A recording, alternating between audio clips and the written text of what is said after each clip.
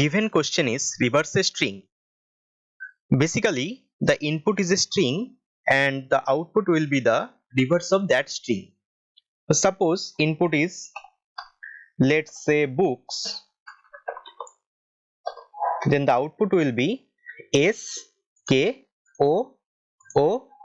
that is scoop. Now, before writing the code, we have to understand one thing, that we can add to string or we can concatenate to string by using addition. That is, suppose let's say the first string is S, this S, and the next string is, let's say, K, and next string is, let's say, O. Then if we run this cell, we can see that SKO is printed. Now using this idea, we will iterate through these each elements of input and we will reverse the string. So for that we are using for loop for element in input, and before that we have to define a container for the output, which is a empty string. Now what we will do, we will update this res, we will add this element before this result, element plus result.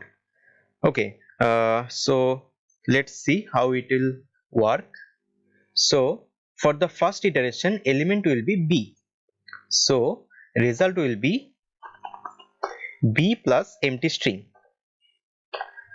that is B. Now B is now result is B, and in the second iteration element will be O, and O will add before this B, and next again in the third iteration O will come here, and in the fourth iteration K will come here, and at the last iteration S will come here. So we can see that result is scoop.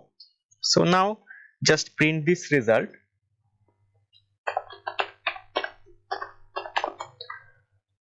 and run the cell.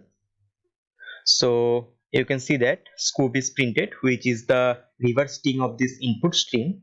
Now you can change it to anything. Let's say it is solvi, and run the cell. So you can see the output.